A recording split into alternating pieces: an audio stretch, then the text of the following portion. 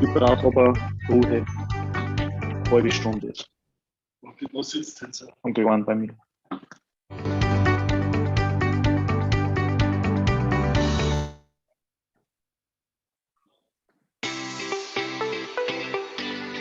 Ja.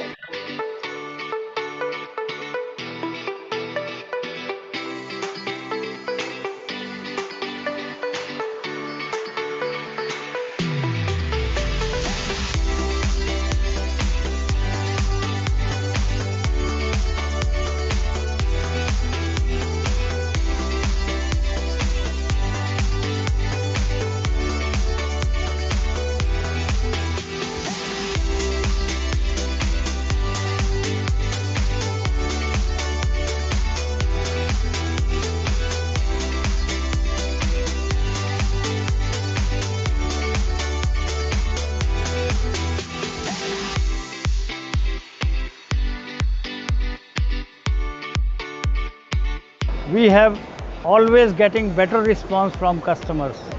Lot of footfall. From year 2015 we are participating in ProPak Asia Thailand, and this year also due to COVID there are lesser movement, but the key customer who are our customer and more people who are interested in our product are visiting frequently. At first, Liquid Box planned to be in ProPak exhibition and have a booth, actual booth there anyway, because we know that people around the world will come to ProPak especially for the packaging business. However, the COVID situation did not support us that much to be physically being there to meet our potential client and also our partners. So ProPak has offered us a hybrid exhibition, which actually answering what we are looking for, because we still want to meet our potential clients and also our partner, but without physically being there. So that's why, with no hesitation, we actually participate in hybrid exhibition.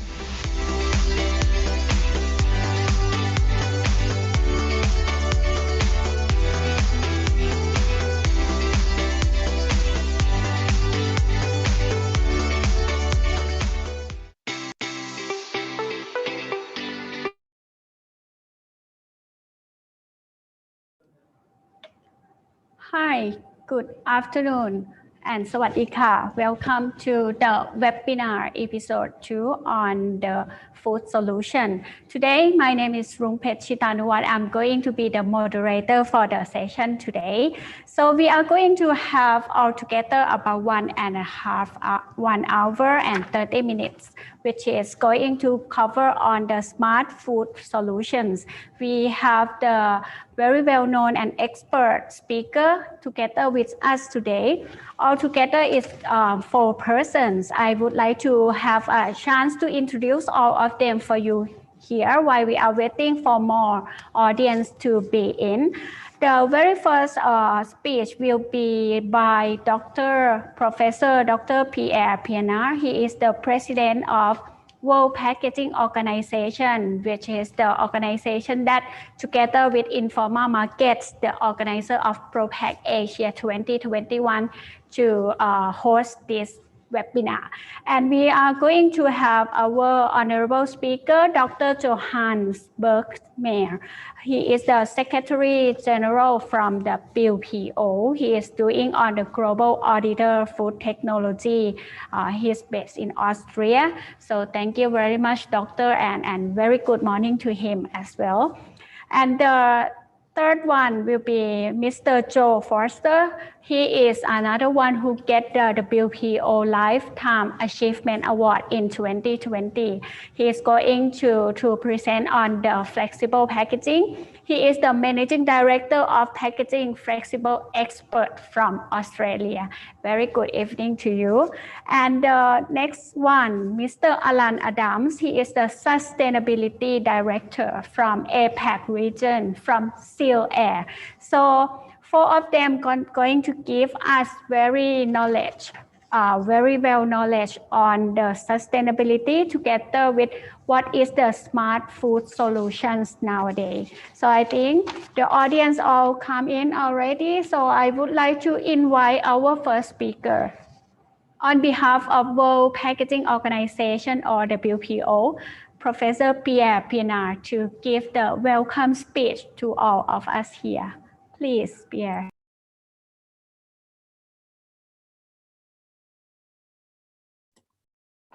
Thank you very much, Ms. Rose, and it's a delight for us, the World Packaging Organization, to be involved in this series of 3 webinars, and we're on our 2nd webinar tonight. It's a privilege to be able to bring together such high-powered, high-class speakers from across the world to present up-to-date information to our audience also across the world, be that from Bangkok to Brazil or even Austria to Australia. We look forward to spending the next hour and a half with you. And please send in your questions as they come up in your mind. And after the 3 speakers have done their presentations, then we will get into the questions and really test the ability of these speakers. I've heard these speakers on many occasions across various avenues and conferences and stages across the world. And every time I find it not only delightful, not only enjoyable, but thought-provoking. And so with no further ado, I'd like to introduce our first speaker. Our first speaker is Dr. Bergmeyer, as Ms. Rose clearly said, and I've known Dr. Bergmeyer for many years as we served on the board of the WPO for a number of years as respective vice presidents. But Johannes brings a wealth of knowledge as he lectures across the world, predominantly across Europe, where he is also a taught expert. He also serves as a member of the Austrian Standardization Committee in Packaging, and he is the current General Secretary of the World Packaging Organization. Johannes will be talking on sustainable packaging that saves food. Thank you, Johannes. Thank you so much, Pierre. I have to apologize first, because you do not see that beautiful background like for Pierre. This was just because my computer crashed 5 minutes before the meeting started, like it always is, in such occasions. So I had to change to my laptop, and there it's not possible to share this beautiful background. So you see my cupboard with some food contact materials there, and this is one of my my experiences. So I think I start immediately to share my screen. Let me give you this and start my presentation there. Because thank you, Pierre, for your kind words. I will try to get a short overview for you on a hopefully interesting topic if we talk about food packaging. And that is a very important function of packaging because it saves food. It protects our filling goods. If we talk about sustainability and packaging at the moment, everybody is just focused on the waste issue, and the plastic in the ocean and so on. And yes, for sure, this is a big issue, and we have to overcome many problems there. And I know that many colleagues, myself and many colleagues of me, are working hard on this issue to improve this sustainability aspect of packaging materials. But on the other hand, if you look a little bit closer to the functions we have in packaging, then we will see that sustainability is not only about the waste issue in packaging. Because there's one big issue at the moment. If you talk to United Nations organizations, we as WPO are quite connected to organizations like FAO or to UNIDO here in Vienna too. And they have one big topic also on their list, and this is reducing food losses and food waste, because it's in fact that about 1/3 of the food we are producing worldwide is lost or wasted. By the way, what is the difference between loss and waste? Loss is more between the farmer and the factory. So it's about harvesting technologies, storage technologies of the raw materials. The food waste is more at the consumer side. So in supermarkets, in our homes, but also in restaurants and so on. Yeah. And this figure of about 1/3 food lost, yeah, is the same funny-wise all over the world. No matter if you look to countries like somewhere in Africa or in Europe or in America or in Asia, Southeast Asia, wherever, it's always about that 1/3. One time it's a little bit more on the side of the losses. In other countries, it's a little bit more on the side of the waste. But we have to face this. This is a moralic problem, yeah? Because many people are still starving on our planet. Yeah. And even if we have enough food production worldwide, we are not able to distribute these foodstuffs correctly. And so still many people live in hunger. And this cannot go on. We have to fight this as strong as we can. But we don't have to forget that it's also a big environmental issue, because producing foodstuffs, yeah, let's say some coffee, some tea, some bread, some noodles, some meat, yeah, meat products, for sure, you need some environmental impact there, yeah, because you need some energy for growing that crops. You need some water, you need fertilizers, you need landscape, yeah, and that means you're producing CO2 as an example, yeah. And these are all environmental impacts, yeah, that we cause by producing our foods. We have to accept it because we need some food to live on our planet, yeah. But at the end, it's not good that if we produce that food waste and take in account all that environmental impact, that these foodstuffs then are not consumed, but they are lost, because then it's environmental impact without any benefit out of it. So it's a big sustainability problem, and it's also for sure it's a cost problem, yeah, because all this foodstuff is lost, yeah, 1/3, yeah. Remember again, 1/3 is lost, yeah, and it will be even a bigger problem in future because our population is still growing. So if you ask, what is he talking about? What he should talk about packaging. Now, don't forget, one of the main functions, yeah, of packaging, beside, let's say, the marketing aspects and the convenience aspects and the logistic distribution aspects, our packaging materials are protecting the filling goods. Yeah, we pack them, yeah, because we want to protect them from outside influences. Yeah.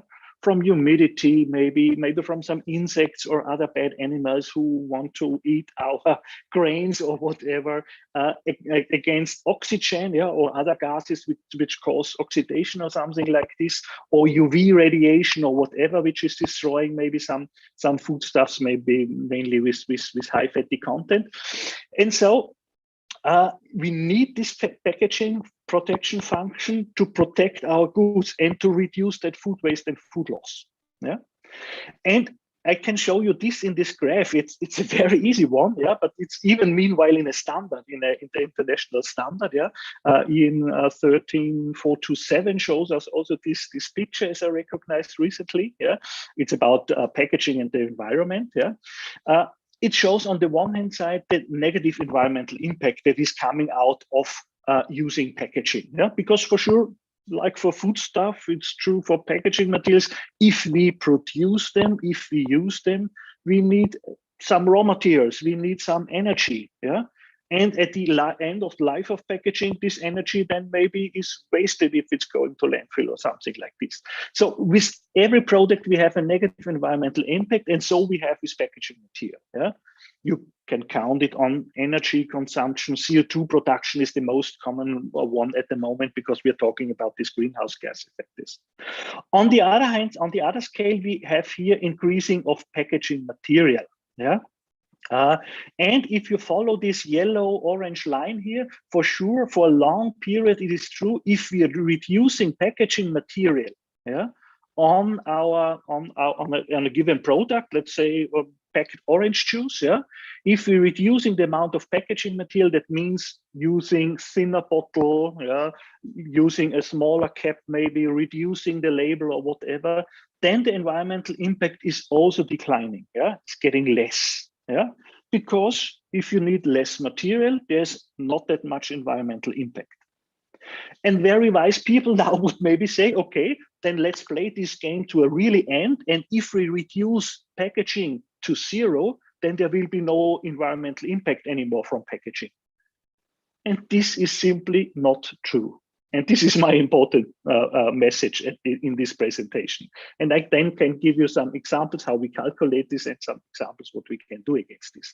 If we are reducing packaging material below a zero line, yeah, then sometimes in one point environmental impact is increasing again.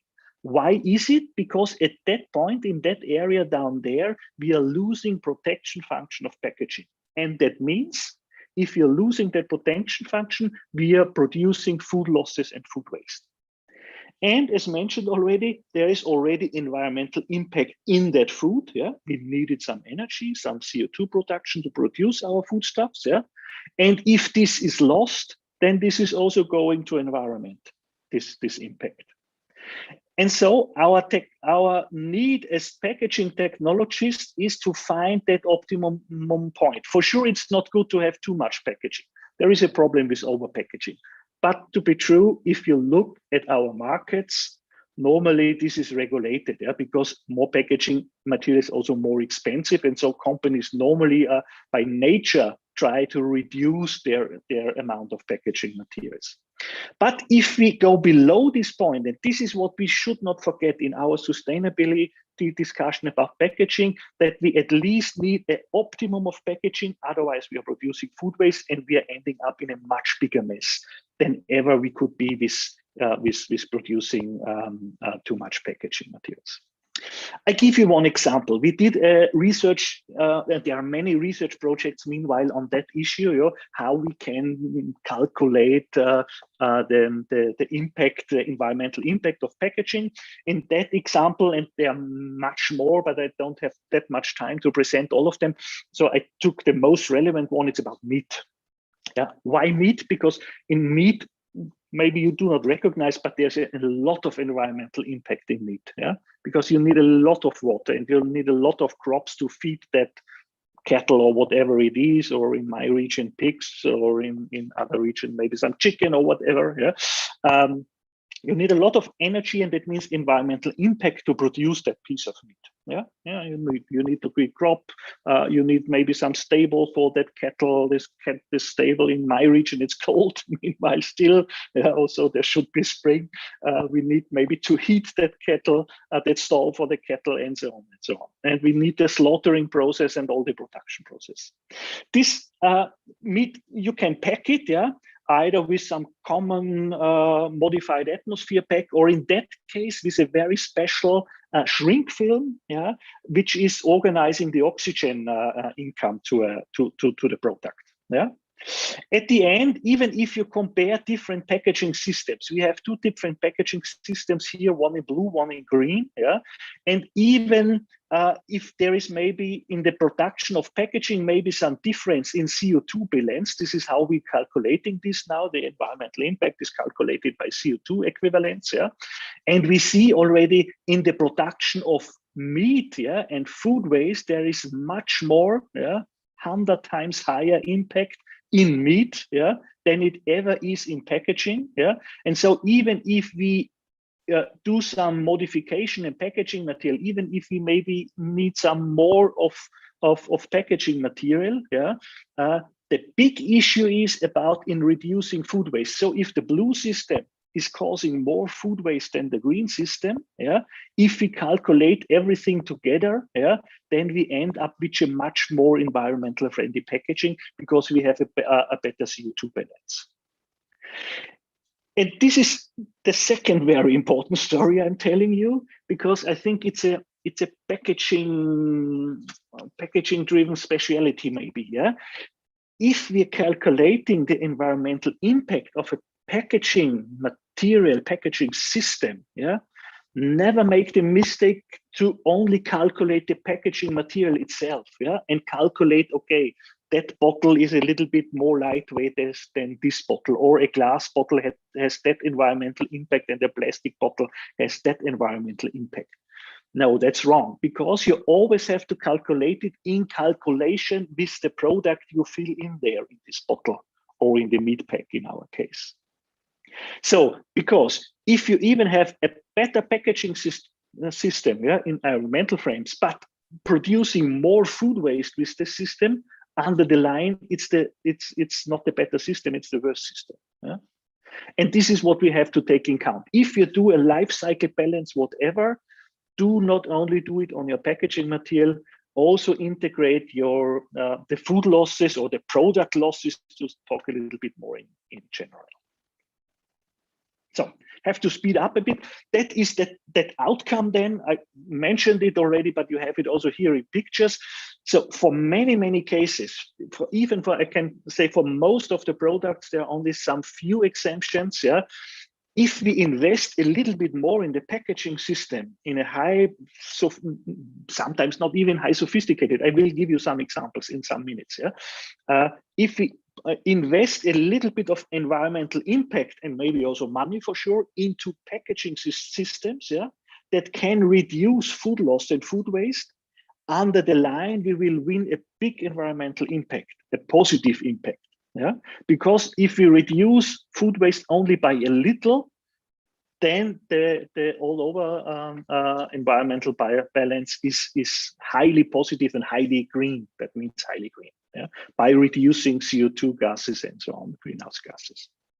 So, especially if we have high value products, yeah, where we take a lot of protection steps to produce them, yeah, then never forget about the protection function of your packaging. And you have to be aware, yeah, you have to be aware, my product, how sensitive is it? Is it sensitive against light? Is it sensitive against humidity? Is it sensitive against oxygen? Are there some insects or other pests who can damage it? Do we need some mechanical stress protection or whatever? Yeah, and then please focus on these issues, because if you fail in this, you will end up with a big mess and a big problem with our environment. The project then also says for sure, and I think this is what Pierre will mention in this seminar, or what we are at the moment doing. Yeah, it's about communication, it's about education, it's about training, it's about awareness, and this is what we should work on. And I think this is the reason why I'm talking here. Yeah. So if you calculate this, don't forget, for sure, we should talk about recovering and recycling. Very interesting thing, very important thing. Yeah, for sure, we should optimize our material production. It makes not sense to take too much of that packaging material. But the most important impact, if you calculate this, is the functionality of your packaging. And that means mainly the protection function of your packaging. Don't forget about this. And if you only focus on that recycling, and nowadays I have a little bit the estimation that this is the case at the moment, everybody's only talking about recycling. Yes, important, but don't forget about this protection. I hope you got it now. By the way, in that research project, if you need more info, please contact me. We did not only calculate meat, we calculate cheese, we calculate bread, we calculate some vegetables and spices and so on. In all that cases, we could show that packaging is bringing a positive impact on the eco-balance of these products. These are the details for the things. What are we doing in World Packaging? Yeah, our vision in World Packaging Organization is better quality of life through better packaging for more people. So we are an international body, Pierre mentioned already, of worldwide acting packaging institutes. Happily, we are also very, very strong in the Asian region. And one thing that we do is we are collecting, and we are doing awareness and trainings on that issue, and for sure also on that packaging that saves food thing. And we have one outstanding program. This is the World Star program, where every year we are highlighting the best packaging systems worldwide. And there we have a special category on packaging that saves food. Yeah, this is really contributing packaging materials that have been brought on the market in the last year that focus on that one aspect. And here are some results. Yeah, there is one from Australia. Yeah, so where Pierre is coming from, and I love this example. Yeah, because in modern times, and especially also in this COVID crisis time. By the way, we still just again have a lockdown for 2 or 3 weeks. Yeah, so we are much more dependent on e-commerce. Yeah, on delivery service. Yeah, but for foodstuffs, there's one big problem. They have to keep cool most of the time, or hot if you deserve deliver ready-made foods, maybe dishes, yeah, and so on. Yeah, but let's focus on the cool chain. Yeah, and for sure, yes, you could use some styrofoam boxes or whatever, but we are looking for more environmental friendly solutions. And the Australians had a very good idea, because what they have in Australia is sheep. Yeah, and sheep, they're producing wool. Yeah, and I didn't know that on my own. I'm not a sheep expert, I'm a packaging expert, but you know, there are different kinds of quality of sheep wool. So first quality is going to produce some clothes or something like this. Second quality, maybe you can use it for some cushionings or whatever. The third quality, you cannot do anything with it. Normally you burn it. But the Australians, they are clever guys. So they produced, you see it here in green, insulating pads out of this wool. Yeah, so they stuffed this wool into plastic pouches and adjusted in a corrugated box. And together with this insulation material from sheep wool, yeah, which would have been wasted otherwise, we can create a really good box, environmental friendly box that keeps our refrigerated foodstuffs cool. Good solution, because it's saving food, because the shelf life of this food is then much longer. It's saving food is not only about storage, it's also about reclosing systems. Yeah, and you know, we have this on pouches meanwhile, and there are also some winners there out of Brazil. Yeah, or you have also some reclosing systems for liquid carton or Tetra Pak style, you know, that kind, to name the most important company producing such materials, that you can also reclose it easily. But it's also maybe sometimes about emptying. Yeah, that you really can get all the food stuff out of a bottle. Yeah, as an example. And this is also here from Brazil. Yeah, it looks like a common PET plastic bottle, but it has a very special a very special treatment on the inner side of the bottle.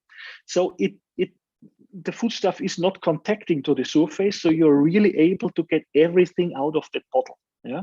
And so you're not wasting one drop of that, don't know, yogurt drink or whatever, which is in there.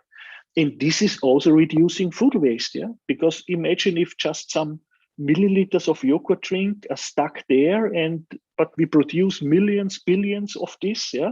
And if you count this together, it's a big amount of food waste we can reduce by packaging technology. This one, I cannot show you all the examples. This one is also such a good example. It looks like a normal plastic clinch film, yeah, for fresh food.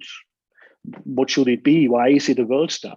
Yes, because again, you cannot see it, you know, packaging technology sometimes is invisible. Yeah, there is again a special surface treatment on the surface. Yeah, and it's blocked CO2 on the surface. So if you bring it in contact with foodstuffs, which normally bring some humidity with them, yeah, you have some water condensation on that film, and together with CO2, it's forming carbonic acid. Yeah, and this carbonic acid is able to fight microorganisms.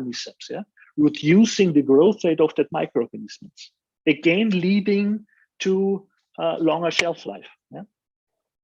Nearly finished, but this is one of my most beloved examples. It's out of Africa. Yeah, again, it's not that high tech. We'll show you high tech in my next slide. Yeah, but this is not so high tech. It's plastic bags for corn harvested in Africa. And if you use these plastic bags, it's down here in the text, you can reduce food losses by 30 to 40%. Yeah, not 13, 14. 30 to 40%, yeah, because you're protecting it against light, against humidity, against insect and rodents, yeah. And this is what packaging is doing. It's saving lives, to be true, yeah. But on the other hand side, talking about smart food solutions, meanwhile, there are also many solutions on active and intelligent packaging on the market, paying in that account, yeah, and saving food, yeah. So there are special meat packages with some liquid absorption there to prolong shelf life, and we have systems with microperforation. That's that box down there, yeah. By microperforation, you can achieve that there is a special exchange of gases between these living peppers we have in there, yeah, and then and the surrounding air. And that means if you have higher CO2 concentration in that box, then your respiration rate of the peppers is going down, yeah, and you can achieve longer shelf life again, yeah, and reduce food waste again. And this one is also just a plastic film, yeah, but it has also very high technology functionality in there. It's absorbing ethylene gas, yeah. Ethylene gas is a ripening gas for many, many fruits and vegetables. And so if you reduce that amount of gas, and this pack is absorbing that gas, yeah, by a special technology, then you can prolong shelf life and you have fresher fruits for longer time. And that again means reducing food waste and saving our planet. And this is my last slide already. I hope I showed you and made you sensitive a little bit for that very special topic on packaging technology. We as WPO are aware that we have to do much more awareness on this issue. We are doing it at the moment. We have our World Star program for a food solution that's saving food. If you have such a solution, please contact your national packaging institution, because they are very likely member of WPO, and then we can bring it into our panel and can highlight on these solutions. And we are preparing. Would have a big show again at Interpack this and last year, but it was postponed to 2023, as you know, yeah. And we will be present at the United Nations Food Summit, which will hopefully happen in September, and also talking about that issue and working on packaging solutions that are saving food. Thank you so much. These are my contact details. So if you need anything, write me an email. I think that's the best. And hopefully to have a good discussion afterwards. Thank you so much. Wonderful. Thank you, Hannes. I think what you've done there is generate some interesting questions that will be coming up. So prepare yourself to be challenged. And great to see some of those World Star Awards recognizing it on the global stage, which is always very encouraging. I must say a very special welcome to all our Filipino friends, especially there from Manila, also from Melbourne. Fantastic to have you with us. Tokyo in Japan, they are with us as well. A very warm welcome to you. Not to forget our Singaporeans, great to have you with us. And then there are a whole lot of European countries that have also joined us during Johannes' presentation. So great to have you on board. And please don't hesitate to ask those questions.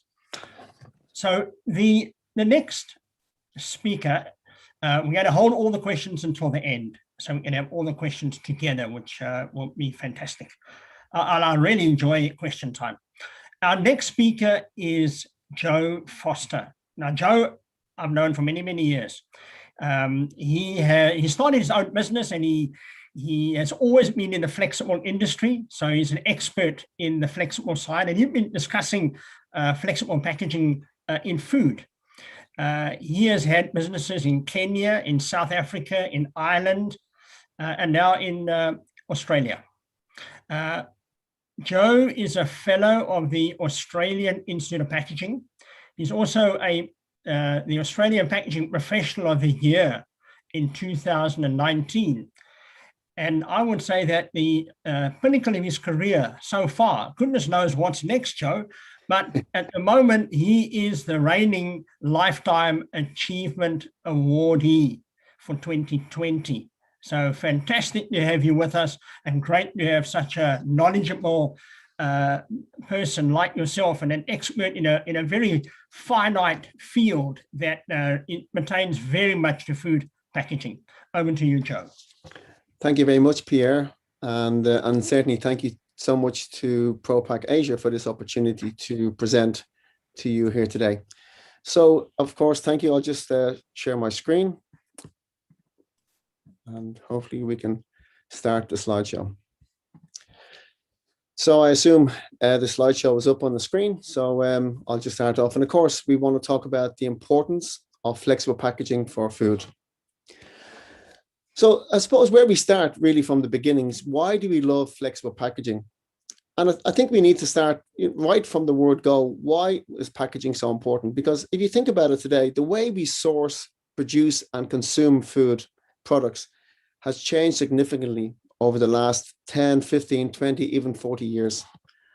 I suppose if you consider how some products were packed over 100 years ago, when cellophane was actually invented, like this is a good example here for potato chips or crisps, as we call it, compared to what we see today. We see shelf life of products have changed, sometimes going from what we would have expected a week, 2 weeks, or even a month. Now we're expecting some of these same type of products to last anything up to 1 year or 2 years, depending on the type of packaging, type of material. What's also quite interesting to note is that we source our products from all over the world, and food safety is very important. And therefore, we have to rely on the flexible packaging or the packaging to protect the product. It's quite important to ensure that the food is safe and it stays fresh from the moment the product is actually being packed till the time the product is actually consumed at the end of its life. But of course, we've got to take into consideration, why we really love this flexible packaging, because flexible packaging films are really utilized for their great commercial benefit, as well as their ability to suit a load of specific product requirements. And some of these product requirements, just as a starting point, could be long shelf life. It could be suitable for freezing conditions, retort, hot fill sterilization. It could be modified atmosphere packing. It could be chilled product and so forth. And please understand why we make this flexible packaging material to suit these particular products. We have to come up and invent different layers of plastic materials to actually give it those specific product requirements. If you take into consideration that most of the flexible packaging that we produce today is made up of multiple layers.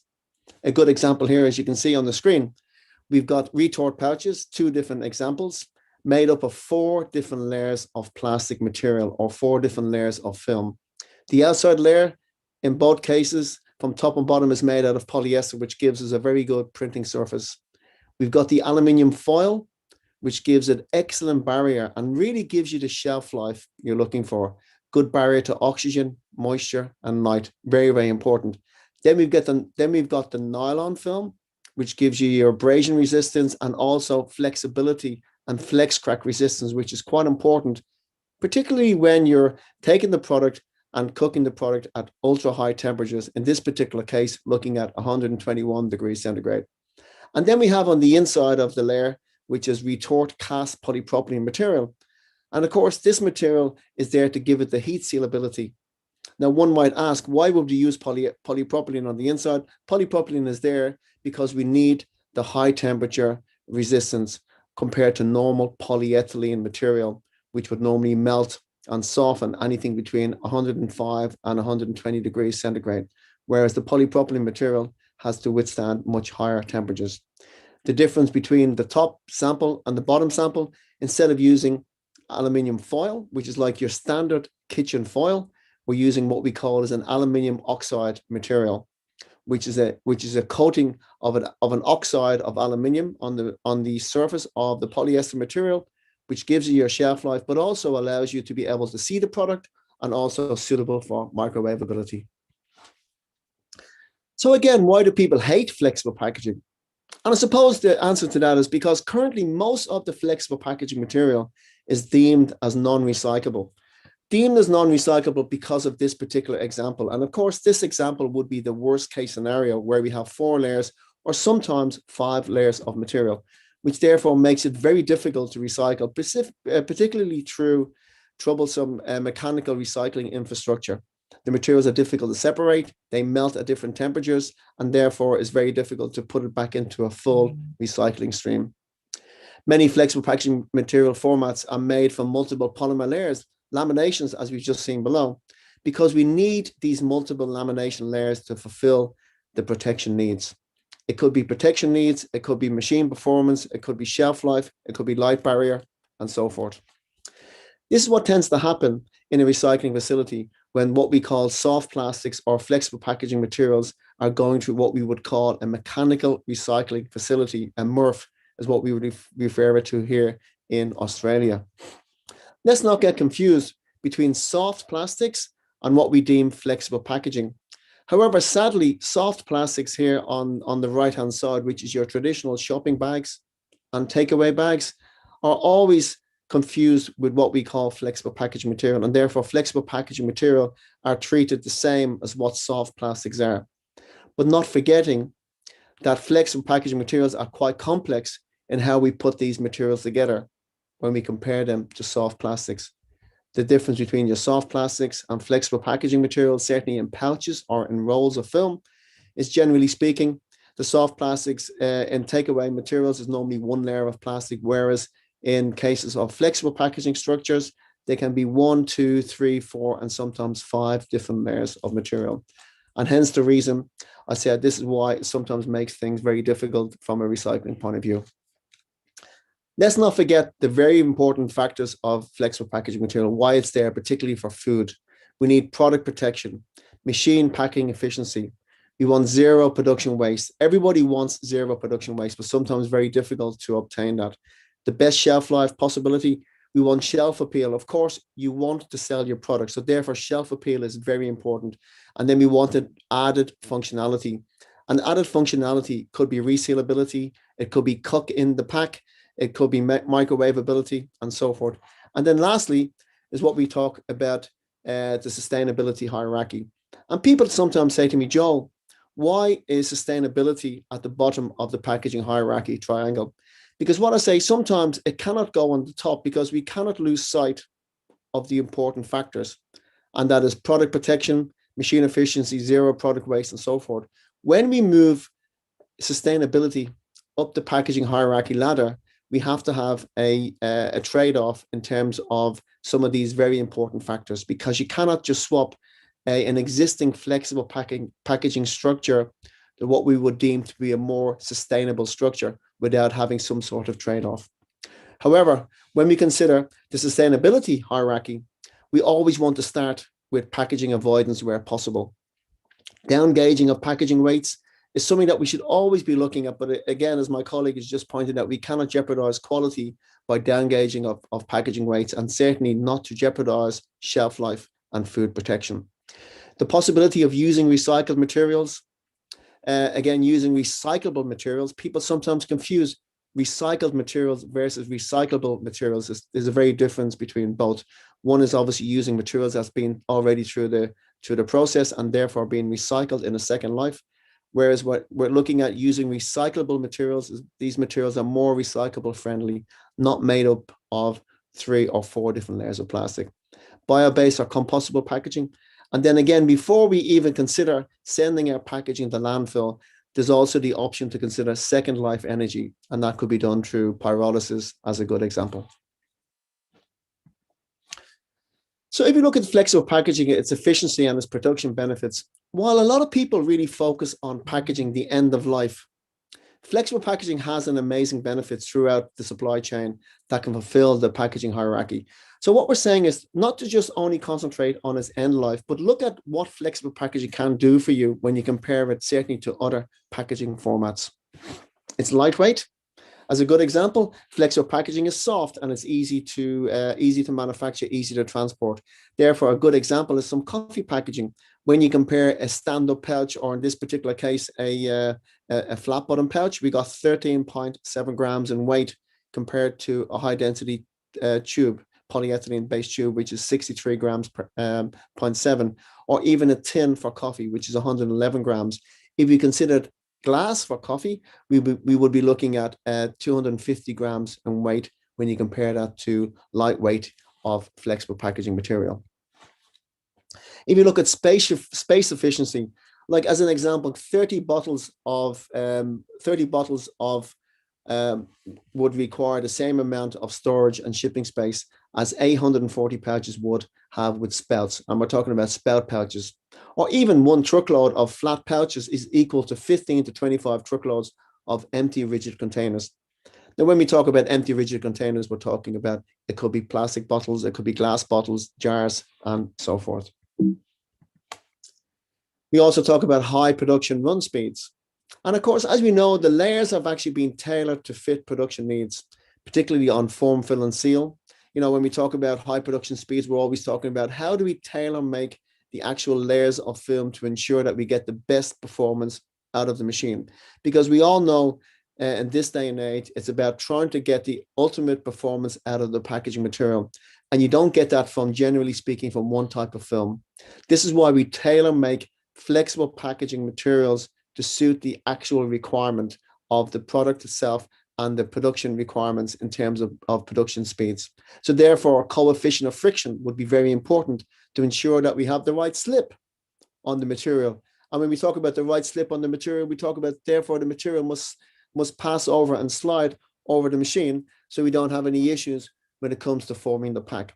And these may be little things or things that perhaps are taken for granted, but very, very important factors when we are considering and engineering a pack that's going to suit a product that's going to run on an automatic machine. We talk about it's customizable. And when we say customizable, it's easy to tailor make specs for look and feel of the pack for a specific finish or a brand. It reduces the unnecessary packaging or over specifying. And what we're finding now is that even with digital printing, it's offering us a lot more opportunities, a lot more variation that we can give in terms of customizable packaging. And of course, customizable packaging, we're talking about in flexible packaging, we're customizing the layers, customizing the finish, and not only customizing the finish, we're customizing the opportunity to have multiple runs or even short runs, as I mentioned, by utilizing digital flexible packaging. Cost efficient, low unit prices, of course, because we have low unit costs and low freight prices is quite important when you consider transportation of flexible packaging. I think the biggest challenge when it comes to when food products are cheap on the shelf, their packaging has to be cost efficient to make it work as well. I think this is always going to be a very big challenge. When we look at cost of packaging, and I saw there was a question put up on the screen earlier on about potential rodents and infestation on packaging material. That is very much related to cost of packaging. Sometimes when people compare flexible packaging from one source to the next, it looks exactly the same. But we have to remember that how this packaging material has been tailor-made will determine the quality of that packaging material and also determine the quality and the shelf life of the actual product itself. While it might look exactly 100% the same, we got to take into consideration how that material has been manufactured in each particular case. Fiscal costs and benefits, and then also we always have to weigh up the environmental costs and benefits. The environmental costs and benefits is very important, as we mentioned earlier on, and the fiscal costs when you start comparing the cost of lightweight packaging, and that's the benefit that you do get looking at lightweight flexible packaging in comparison to your more rigid structures that are being offered on the market. So can flexible packaging be sustainable? Of course, yes. And we're working on some better and better solutions all the time. I think it's fair to say, and I'm sure my colleague Alan will agree, that there's been a lot of changes that have taken place in the flexible packaging space over the last 3 years. We've seen many, many changes moving away from your multiple layer laminate materials to single layer or single polymer types. By re-engineering polyethylene films, re-engineering polypropylene films, we can get better rigidity and better barrier properties to make the recyclable friendly packaging a lot easier compared to the past. A couple of years ago, who would have thought that you could use polyethylene or even polypropylene for the packaging that we're actually considering here today as a mono-based polymer layer? So what we've had to do is we've had to look at the polymer structure. We've had to look at the way the polymer is actually physically manufactured, okay, when it comes to converting process. And then the biggest challenge, I suppose, has been having to change converting machines to allow these single base polymer materials to perform the same way you would get made out of a multiple layer consisting of, for instance, a polyester, a polyethylene, or even the polyester, aluminium foil, and polyethylene. These materials will perform differently. But I do think that certainly over the last 3 years, we're finding that a lot more materials, a lot more options are available to go with mono-based polymer materials.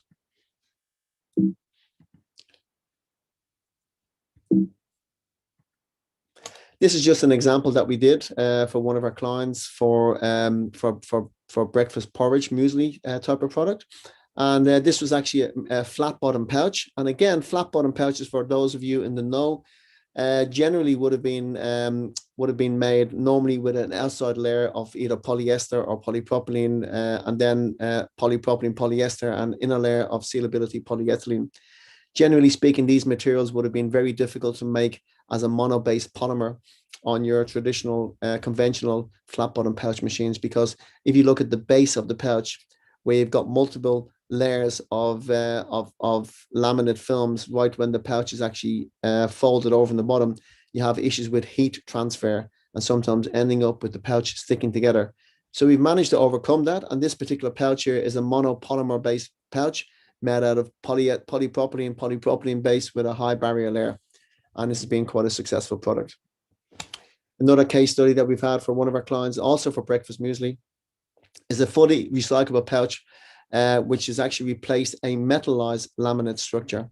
This metallized laminate structure was made up of 3 different layers: matte polypropylene material, 12 microns of polyester material, and then 120 microns of polyethylene material.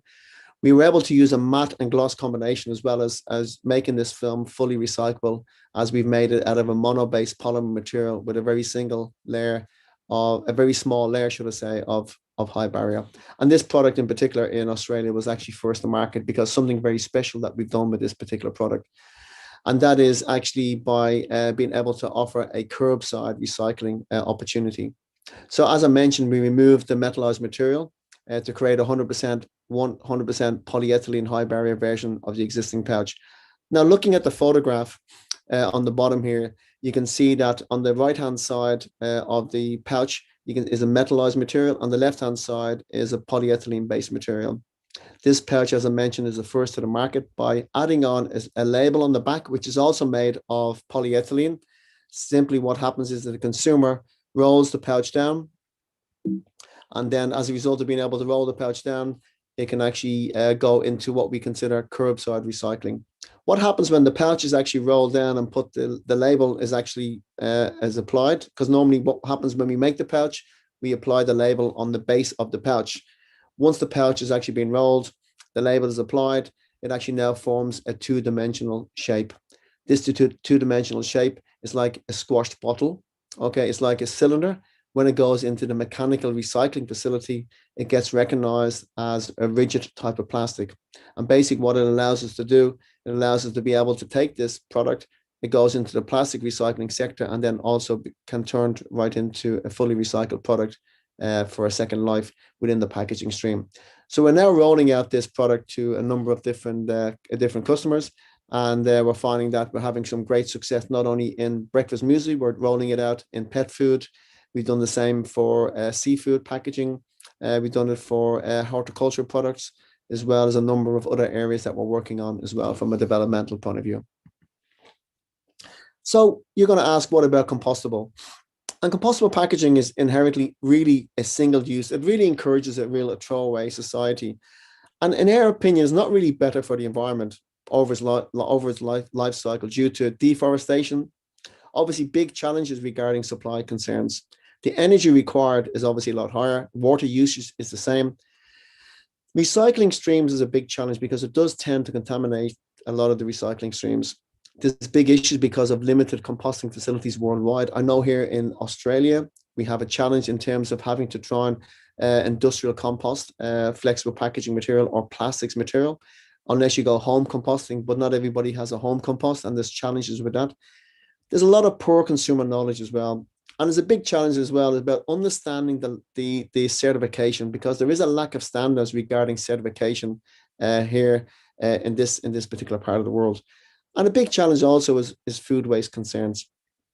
And while compostable packaging may be suitable for your dry products and so forth, there is always a challenge in terms of trying to get exactly the same shelf life out of the packaging compared to what we would rather encourage the move towards a more recycling based product. And of course, we talked about certification. Of course, this is some of a screenshot of the different certifications that we can see from all over the world. And of course, there is a certification system here in Australia, and it is a process to go through. But every single packaging material that utilizes compostable packaging has to go through certification before you can claim its compostability here in Australia. Of course, what we're doing down here in Australia is we're obviously trying to encourage the correct labeling system that's in place through APCO and of course through RedCycle. What we're trying to do here is we're trying to educate the consumer, because of course, when you look at recycling labels on packaging, it's very, very confusing. Certainly confusing when you look at different parts of the world. You know, in the past, when we saw a number with a triangle on it, I think everybody thought that you could take this packaging material and you could recycle it. As some of you may know, the number really represents the type of plastic that you could actually recycle if you could physically recycle this type of plastic. So what we're doing here in Australia is we're trying to encourage the correct labeling. So therefore, the example here is we have on the left-hand side is curbside recycling for the box, the wrap, which is the plastic material, which is what we call store drop-off, and store drop-off would go through what we call RedCycle process, which is an excellent facility that's in place and encouraged through the big supermarket chain, where the consumer can actually return the soft plastic material, or should I say the soft flexible packaging material, providing the flexible packaging material has been made to a particular requirement, i.e. a certain specification. And then also, if it's not made to that specification, there's a clear instruction that this packaging material will then go into your landfill or into your bin in this particular case. So I suppose what is the next steps for flexible packaging material for food packaging is recycled content. So previously using recycled materials for consumer products packaging has been very difficult because of food safety. The biggest challenge, I suppose, with recycled material is that the big challenge is direct contact with food. But what we're finding, and a number of our clients have already converted, is the ability to now use recycled material as a secondary packaging.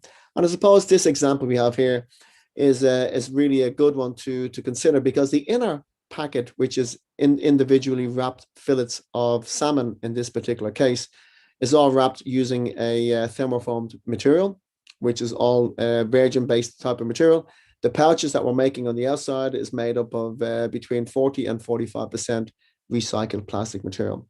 So we've actually got a number of clients who've already moved across to pouches that are made out of recycled material, because what is important is that recycled feedstock can now be sourced with a much higher quality and used in a variety of applications for flexibles, which obviously is really great, as I said, for the outer packs. So this is just a pretty good example, in our opinion, particularly for frozen foods, where we have inner packaging already protecting the product.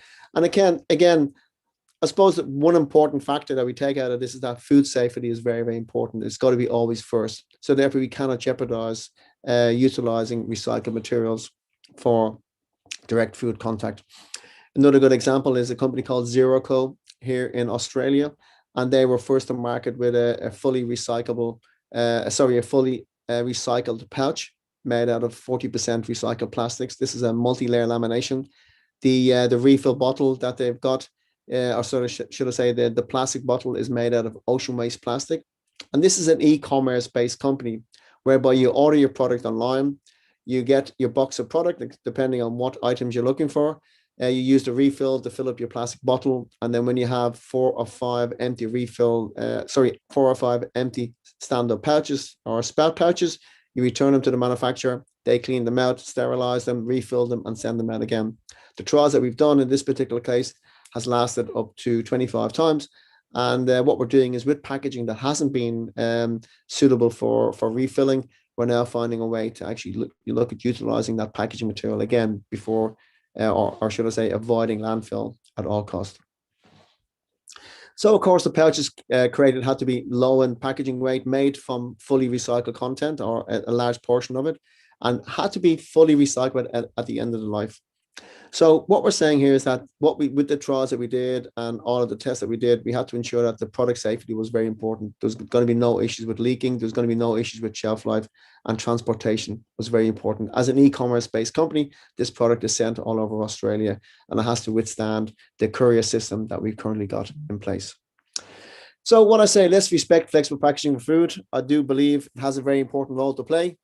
And very, very happy to discuss any issues that you may have or any challenges that you might have with flexible packaging. Our company is OFPak, based here in Melbourne, and always love to talk about challenges that you may have. So thank you so much for your time. Thank you very much, Joe. And again, I made quite a few questions coming out of that presentation of yours. So I certainly look forward to the question time. Before I move to the next speaker, who is Alan Adams, I just want to make mention of the newly joined viewers that the WPO has joined with with ProPak Asia to put together this 3-series webinar. This is the second one, and then we have a third one which happens in next month, and then we follow that during ProPak Asia in June with various expert panels. So Alan comes with a wealth of information, a wealth of technical expertise to this forum, where he'll be sharing a lot of that which he has come across over a very extensive period in the industry. He focuses on sustainable packaging design and certainly those that deliver a high positive impact to our industry, especially on food waste. Alan is the Sustainability Director for Sealed Air for the APAC region. And I know that he comes with a mindset of sharing his information. And it's extensive. He was one of the founder members of the Australasian Bioplastics Association. And I think that let's rather listen to Alan. So let me hand over to you, and Alan, thanks very much again for joining us today. Thank you, Pierre, and thanks to WPO and ProPak Asia for the invitation to speak alongside these fantastic colleagues, Dr. Johannes and Joe Foster. I'm going to talk specifically about the meat industry, the future of meat packaging. And first off, I'm going to share my screen.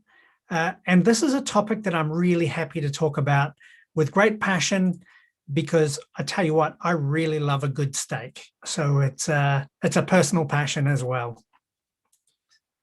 As introduced, here's my contact email should any of you want further information from me moving forward. But I want to take you through some thoughts around what's driving packaging and illustrate with some examples from Cryovac brand packaging how the future of the meat industry packaging is evolving.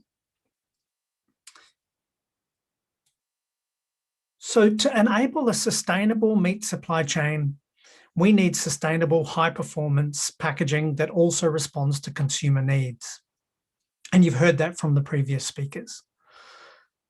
While consumers may like your product, your choice of packaging is also very, very important. It's what consumers see, touch, and engage with.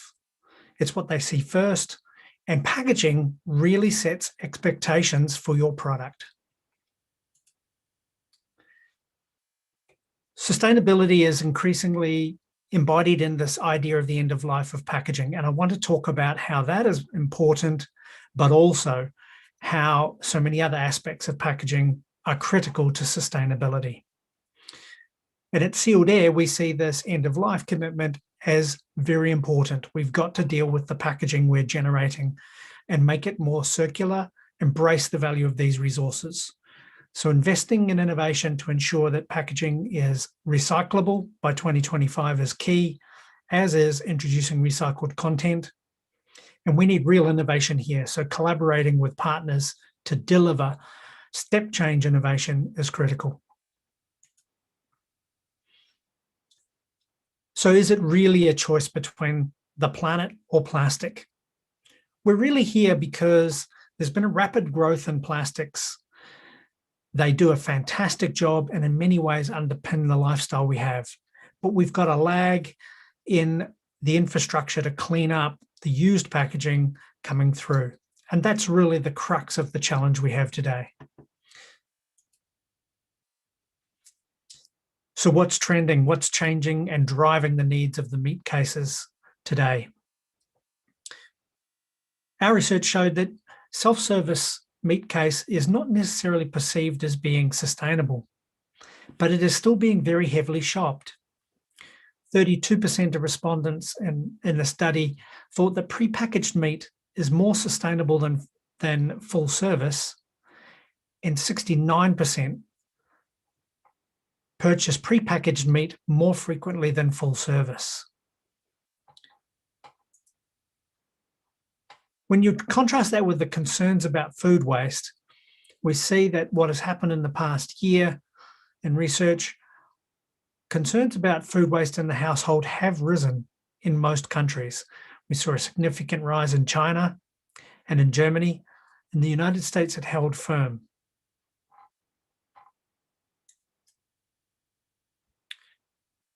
And the much talked about channel shift during the COVID lockdown, we see is here to stay. So 59% of consumers surveyed tried a new retail channel during lockdown, ordering food to home.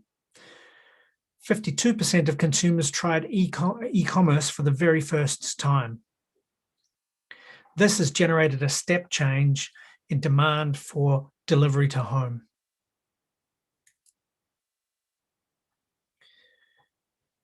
So top reasons for trials.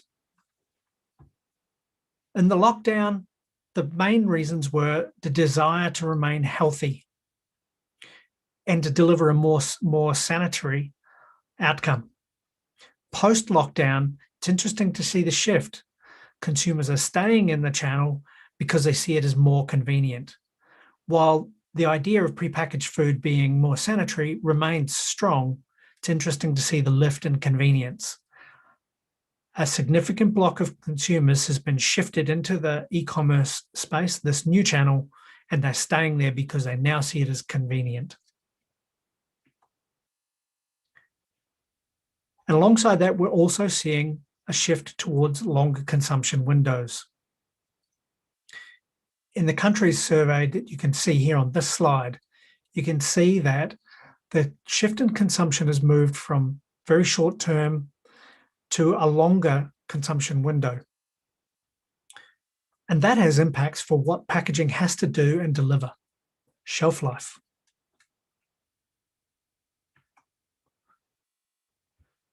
And when it comes to looking at what is the most important feature of packaging, sustainability is on the rise. Food safety remains number one. Shelf life is important, and sustainability is on the rise. But interestingly, sustainability is not yet driving everything. You can see that it is about food safety and shelf life as the predominant reasons.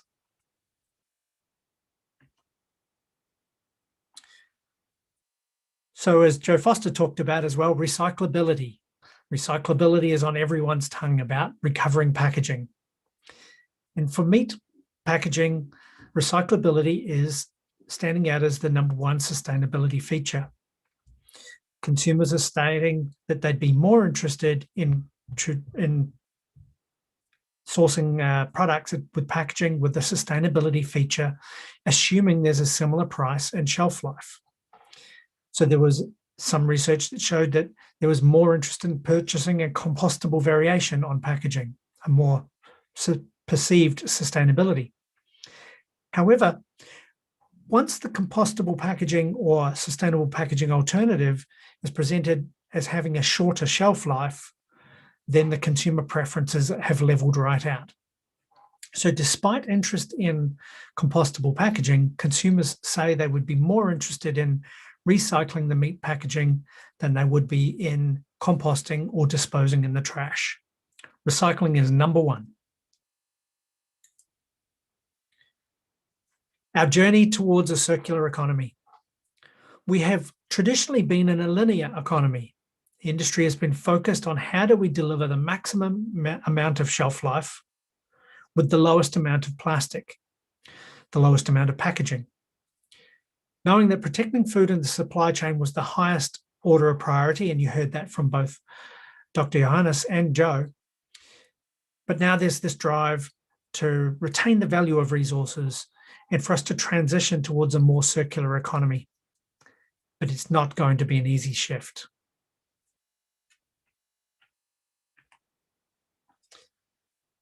Addressing waste with essential packaging is critical. And I think Dr. Johannes showed this as well, that there is so much value contained in meat products that our first order of priority has to be to retain those resources and protect the meat. You know, a kilo of beef can have 270 times the packaging footprint, the carbon footprint of the packaging that's used to wrap it. And you can see that just modest changes in shelf life, delivering different outcomes in food waste, can have a dramatic impact on the carbon footprint of the total package, the meat and the packaging combined. So when you look at this graph, you can see that a traditional overwrap in shrink film, which has a fairly short life, does tend to have more food waste. So generates, on average, a much higher carbon footprint than the move to a tray and lid and gas system called MAP, which can deliver perhaps a shelf life of 7 to 10 days. And yet we can go further in an example which has already been flagged in Darfresh. If we can get out to 20 plus days of shelf life, we can reduce food waste even further. And because of the dramatic resource value of the meat itself, you can see that the carbon footprint of the total pack drops as we extend shelf life. So now I want to illustrate these concepts with 3 ways that packaging can enable a sustainable meat supply chain. The first one I want to talk about is step change innovation in the packaging material itself. So can we make products more circular? Yes, we can. So Cryovac brand packaging is releasing this new shrink bag, a recycle-ready standard presentation bag that is tested to recycling standards around the world, both the American Recyclers Association and European Plastics Recycling Association, as acceptable in their processes. So we think that this type of technology will be recycle ready for anywhere that does set up to reprocess polyolefin type flexible plastics. So step change innovation can give us more circularity. And like Joe, who presented before me, Sealed Air is a big fan of labeling products for the right end-of-life outcome. And the rinse and return to store for shrink bags is a viable outcome. And it's great to get consumers to begin adopting the right behaviors and recover the packaging we can. So the technical part of this bag construction is we're moving away from a couple of the materials, PET and nylon, which are challenging to recycle when mixed with polyolefins like polyethylene. So by getting to more than 90% polyolefin content, that makes this kind of product much more friendly for recycling, now and into the future. Not only that, but we're innovating to make this even thinner. So using 14% less plastic in the first place. So compared to a traditional bag, we're reducing the amount of plastic used in the first place. So a reduction in material intensity, reduction in packaging intensity, or achieving the same result with less packaging materials is always a great outcome.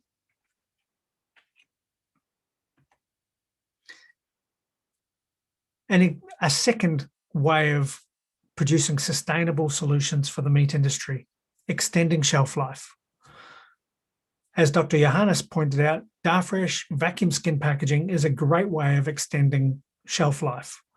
The move from 1 to 3 days of shelf life for fresh cut meat just wrapped to 7 to 10 days for MAP modified atmosphere, out to 20 to 30 days for fresh meat in a Darfresh vacuum skin application dramatically improves sustainability by reducing food waste, enabling e-commerce packaging that can flow through that channel, protecting the product and giving consumers longer to consume the product in their homes, longer to make sure they have a good eating experience with all of that. And the third area is optimizing packaging. How do we reduce the amount of packaging we use?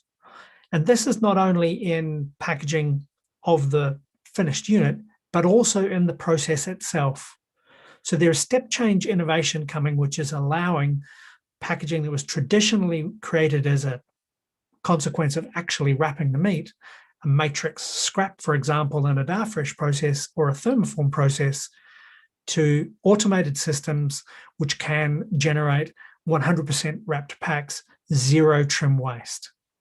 So zero waste programs is another great step change and a great move forward in a sustainable meat supply chain through packaging. And the last one I want to talk to briefly is how could we think differently about the way packaging performs and deliver another great result by eliminating packaging altogether. Traditionally, meat packs had a soaker pad in them to absorb the juices that naturally come out of the meat during transport and during its shelf life. What if we redesigned the tray so that it was capable of retaining that moisture, but we didn't have to have the pad?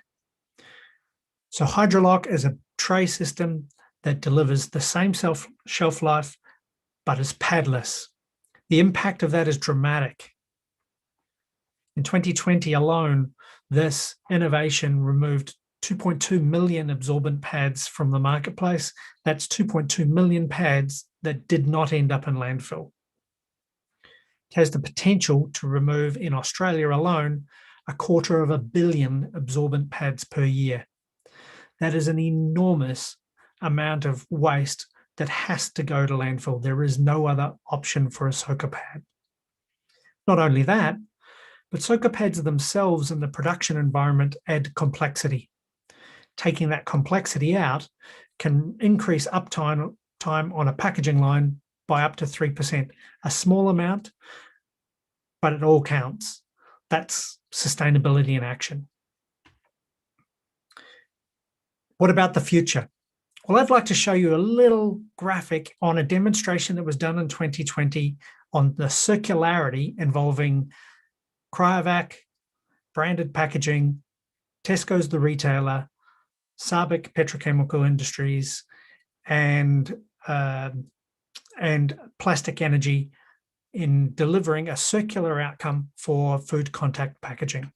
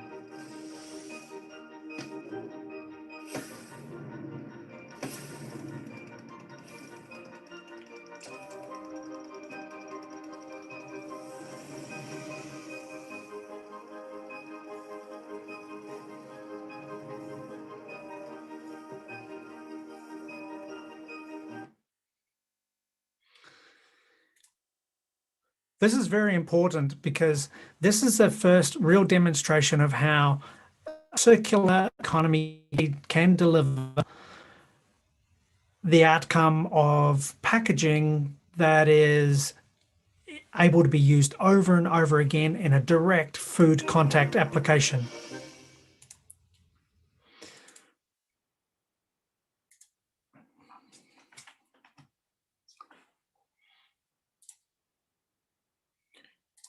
Excuse me, my technical difficulties. So what does all this mean? We have been in a linear economy and we've done it for the right reasons, reducing resources and becoming efficient. We've moved towards thinking about a recycling economy. But with step change innovation, we can get to where we really want to go, a circular economy, where we can reuse these resources over and over again without compromising the very resource efficient and high performance plastic materials of multi-layers that deliver the shelf life we need in the meat industry. Thank you for your time. Thank you very much, Alan. And I'm going to get straight into the questions if Joe and Johannes can join us as well. And Alan, I'm going to get straight on to you because you're in the hot seat at the moment. You were talking about the meat products and in particular Darfresh skin now pushing it out to 30 days. Where's the limit? Because the further you push it out, the more barrier you have, if that's my understanding. Where do you ultimately get, as Johannes put it, that what he called, I call it the sweet spot, he calls it the optimum pack design point. There has to be a correlation between you, Alan, and Johannes. So I'm going to start with you, Alan, and get your answer, and then I'm going to ask Johannes to jump in and comment on that. Okay, so in an ideal world, you would deliver exactly the shelf life that any one person needed for the product they have in their hand. Unfortunately, we can't tailor every product for every single consuming situation. So we tend to pick a middle ground where we think that we've got the right amount of shelf life to support the major market that the product's being targeted at. So that really defines the target that we head for. The interesting thing about Darfresh vacuum skin is it is also really keeping the moisture in the meat. It's also not killing off entirely enzymatic action, which is technical speak for saying your steak is going to be great eating, even if it's been in the pack for a couple of weeks. And in fact, it may even be slightly better. Ultimately, if we left, and we could do it with ultra high barrier, we could go out beyond 120 days. But the texture and the meat fibers will actually begin to degrade. So it's probably the experience in the product and the cost of the packaging to go to very long shelf life that mean it's not worth it. So we need to target what's appropriate for that consuming application. Dr. Bergmeier. Yeah, thank you, Alan. Not that much to add, because this is also the story I'm telling you. I'm happy that I had the Darfresh in my presentation. The only thing I wanted to add is maybe I think we can create all kind of barrier we want to have. We really have to need what barrier do we need for which product. And this is a communication between food producers and packaging producers. And I think there is still improvement in there. But Johannes, can packaging fix all this food loss? You constantly referred to a 33% or 1/3. How much can we fix with packaging? I don't have the exact amount for this, but for sure packaging is not the one and only solution, but it's a big player in there, as we have seen in the other presentations, and the solutions are there. And I'm if you see now the change from multi-layer barrier solutions to mono-layer barrier solutions in the last few months even, then I really trust in packaging industry.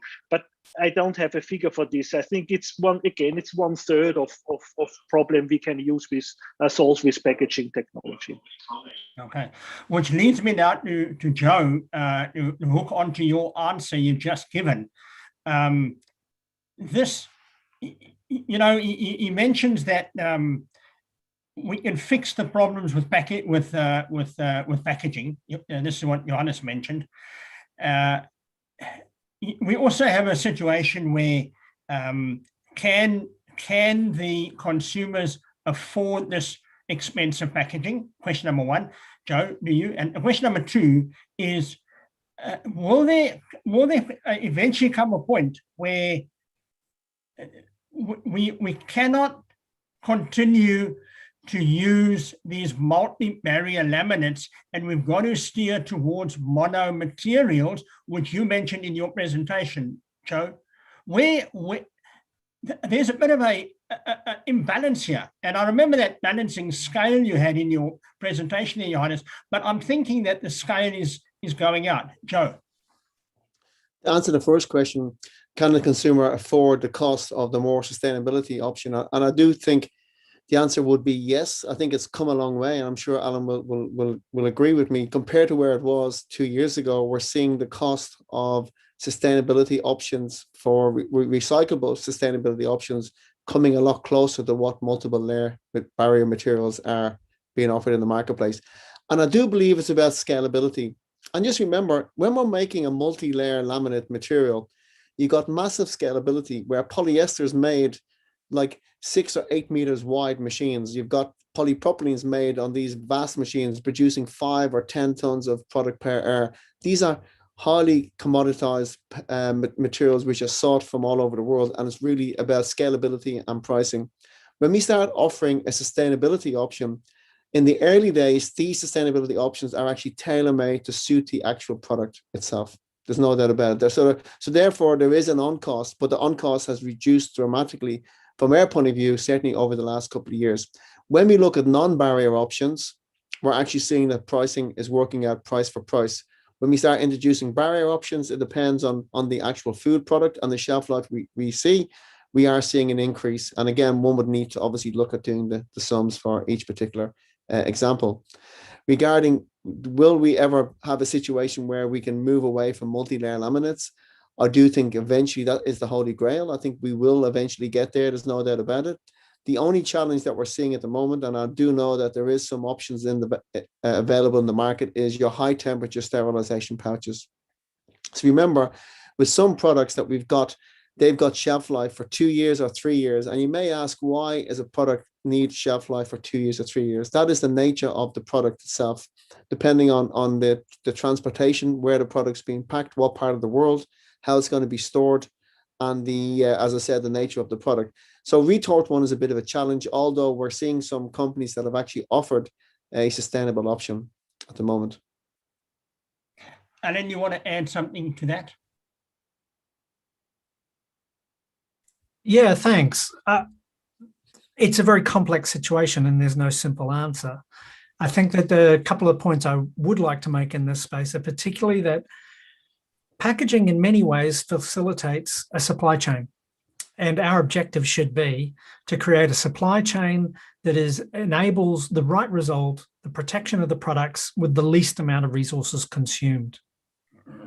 So I really believe that we should be innovating in packaging technology to continue to do it very efficiently and deliver the right results. At the same time, we should be innovating in recycling technology that's capable of handling those high performance materials. They are not mutually exclusive, and there isn't one solution. It's a cohesive ecosystem, if you like, both in recycling technologies and in materials design.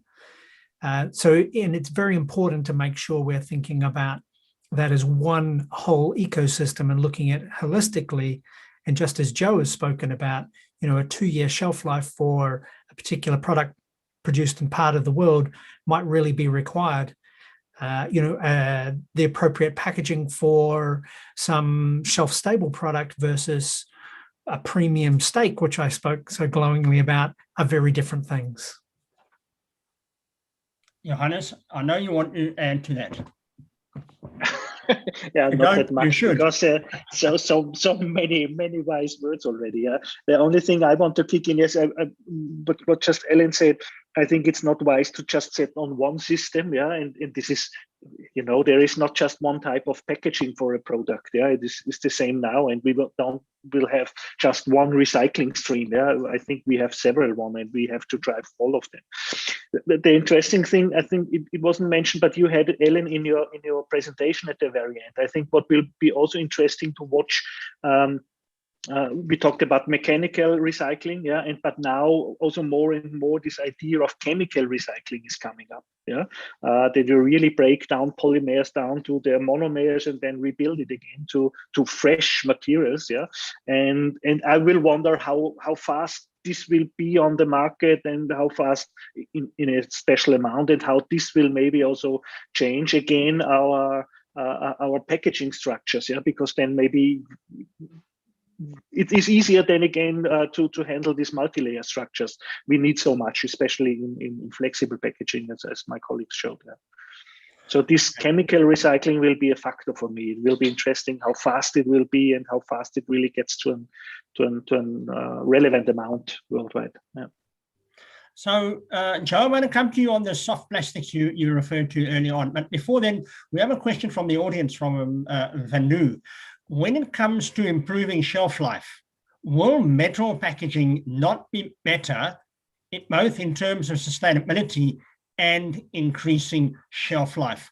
This question is actually for all three of you, because all three of you can give an answer. Alan, let's start with you, and then Joe, and then Johannes. I love this question because I think it actually gives us the opportunity to talk about what is sustainability. And I think that from a metal could be regarded as very sustainable from a recycling perspective. It's quite recyclable, systems exist.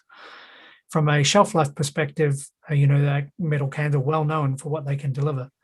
But if we think about the total resources consumed to enable the supply chain, metals do have a problem. They're very heavy, they're bulky to shift, and they're challenging in that way. So we are seeing a shift from heavy packaging materials towards lighter packaging materials, and the development, as Dr. Johannes spoke about, of recycling technologies that can both handle high-performance packaging materials like multi-layer plastics, but very specifically also can generate recycled content that can go back into food contact.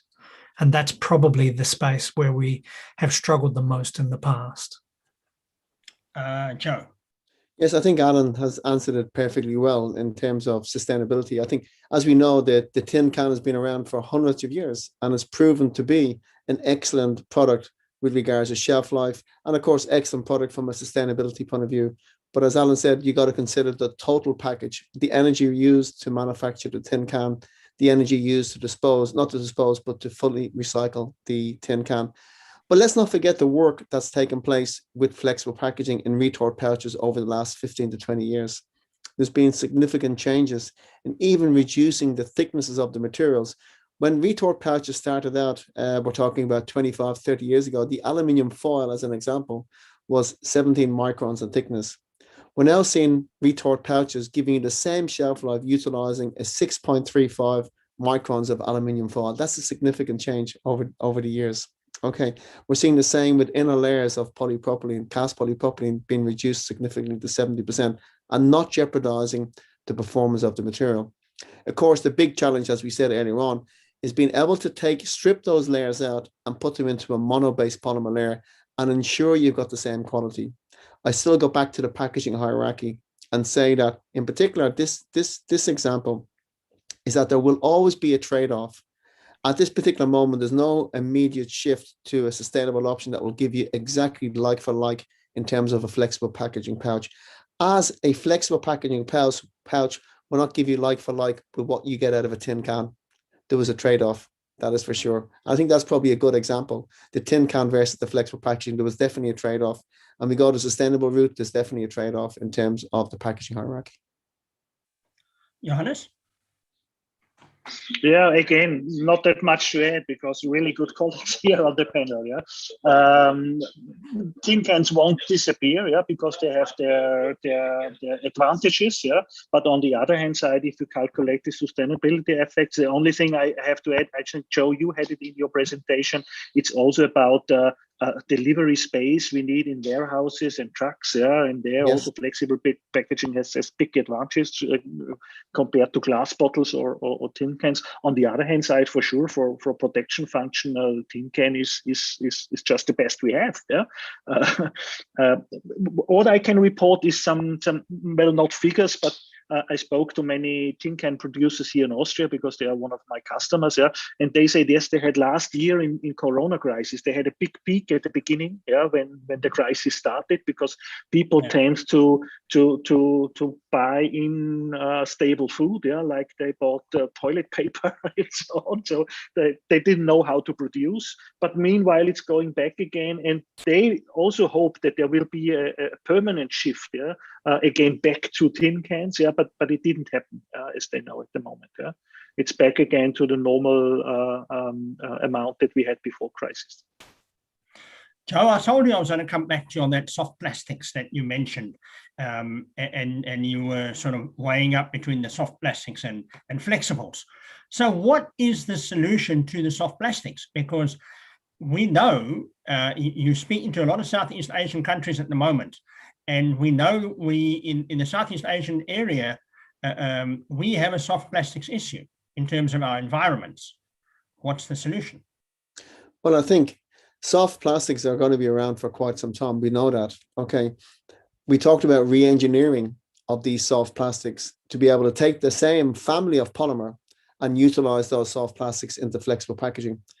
I think the solution is obviously being able to find a recyclable option to be able to utilize, if it was 100% soft plastics, or taking the re-engineered soft plastics and putting them into a flexible packaging structure, means that we've got a very good value chain, a very good value proposition to be able to recycle these particular soft plastics and do something with it, like a polyethylene based material or a polypropylene based material.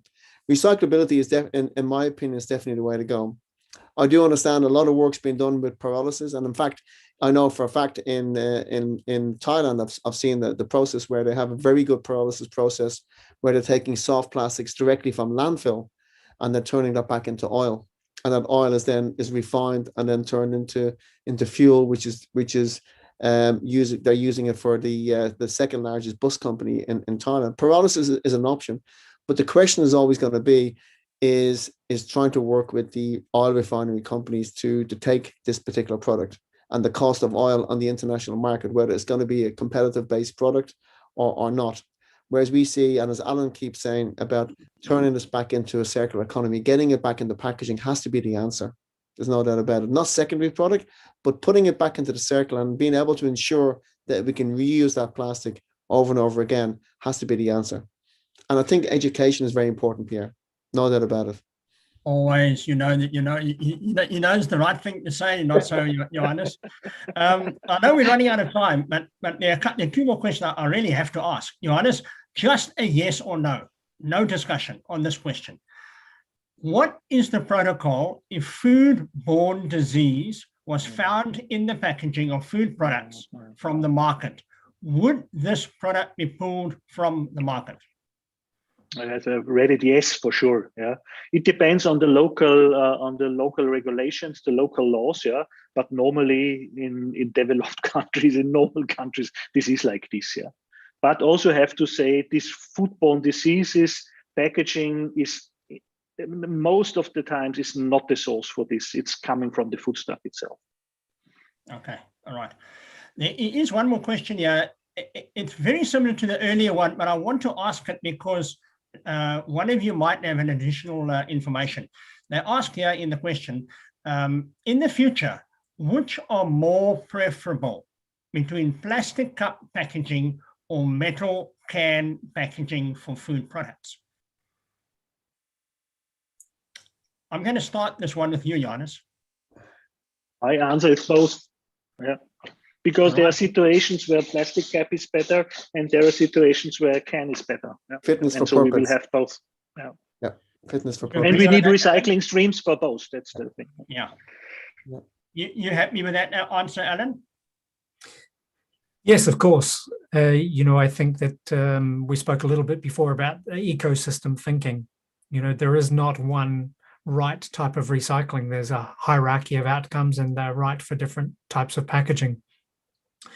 One last point for me I would like to add, though, is that none of us are shy about acknowledging the size of the challenge. In countries in Southeast Asia, we have municipal waste collection challenges. We have major infrastructure challenges to deal with waste in general, including packaging waste. So this is a significant road. And while we're designing for recyclability, infrastructure is a challenge. Education is always a challenge. But I'd like to, in the interest of using education as my last comment, packaging is a great vehicle for education. Okay, now I'm going to finish this off by only giving you 30 seconds. So at 30-second mark, I'm going to switch your mic off. You are talking predominantly to Southeast Asian countries. We certainly welcome our Europeans that are with us today as well. But because 80% of the viewers are from Southeast Asia, if you had a message in terms of smart food solutions, starting with you, Alan, then Johannes, and then Joe, in 30 seconds, what is your message to those countries for smart food solutions? Food is the biggest generator of climate challenge. And wasted food is just an epic challenge. So smart food solutions is all about making sure that we get to eat every morsel that's produced. So be creative about how we protect food throughout, and packaging, various types of packaging are parts of the solution, not just in can it contain it and advanced shelf life, but also in design. So I think there were some great references by Dr. Johannes' presentation about how to extract food from a container by using smart technology, so we don't lose all those morsels of food that are in each pack. And I truly believe that packaging is a great vehicle for making instructions, education to consumers on how not to waste food, how to reuse it, how to cook it properly, how to treat it properly, how to store it properly. These are all things that are important about packaging design as well. Thank you. Johannes. Yes, absolutely. Everything what Ellen said. And if you want to realize this, you need education, awareness, knowledge. And so stay curious, yeah. Take part of such trainings, meetings here, ask your colleagues, ask companies, be open for solutions. This is what we need. Thank you. And finally, Joe. We'll go back to my famous packaging hierarchy. I think it's very important to analyze the requirements of the product. But adding to that, I would say sometimes we need to sort of take a step back and go back to basics and ask, what is that I really need for my packaging? Sometimes packaging is overspecified, sometimes it's underspecified. Food products have changed over the years, therefore not requiring the same degree of protection. Sometimes packaging specifications have been inherited without asking the question, why are we using this type of pack? Is there another packaging option that we should be using to get the best functionality out of the product, as what Alan has explained, to ensure you remove all the products safely and there's no issues with leftover food? Okay, with that, I'd like to hand over to Rose. But before I do that, I just want to make special mention and say a big thank you to you, Alan, in Melbourne, to Johannes, to you in Vienna in Austria, and Joe also down in Melbourne in Australia. Great to have you guys. Thank you for your participation. And we look forward to listening to your next stage when we hear from you, I'm sure, again, somewhere. And over to you, Rose.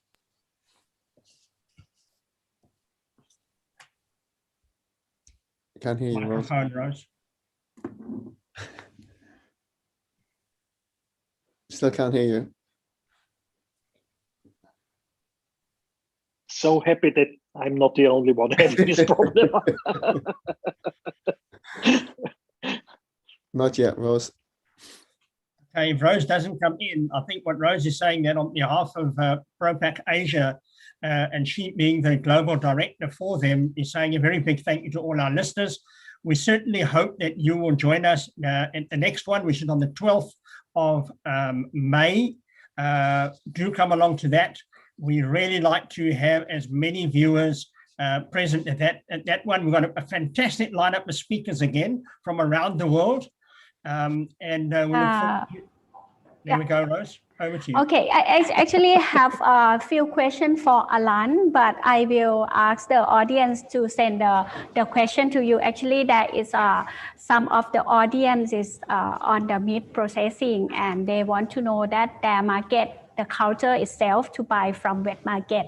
So what is the future? And question to Mr. Joe also on some of micro level products. They are looking for the pouch, but they are small scale, how they can do testing. So what I will do is I will send the email to each of you and introduce the audience to that. So finally, I would like to thanks to all of you for being with us, and this is very knowledgeable. I will stay curious as you guys mentioned, and definitely thank you for the BPO for making this webinar so fruitful, and thank you for the audience, and apologize for delay a little bit. Thank you very much, and see you in next episode on the drink week during 12 to 13 May. Explore more ideas from WPO together next month.